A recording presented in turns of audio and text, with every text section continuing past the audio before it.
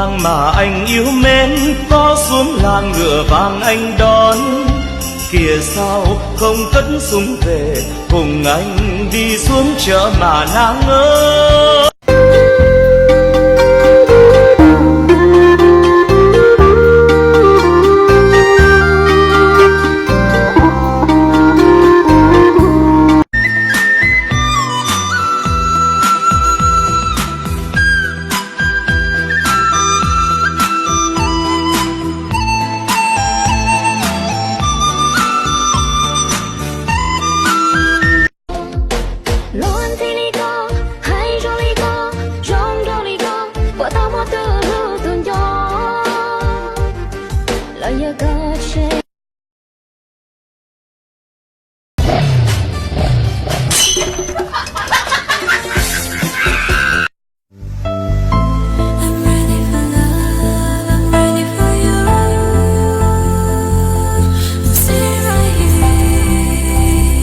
Și acum să vă cânt o piesă din la la la la la la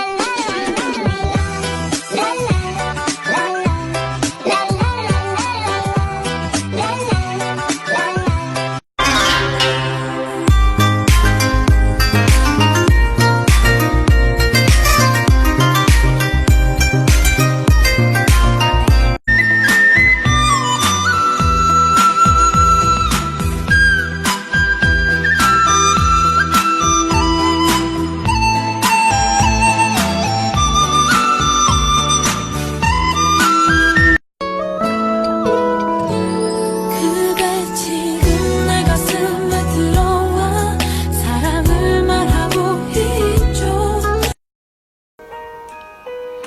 Nhìn những thứ đáng lẽ là của riêng em, mà lâu nay em thấy anh trao tặng ai.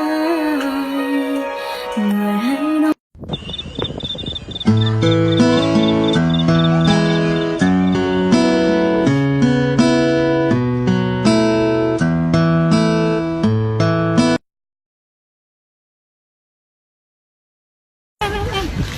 Con gái à.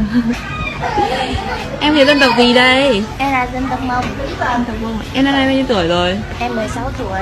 Chồng chưa em ơi? Mẹ em nói là năm nay chưa lấy chồng là bị ế rồi.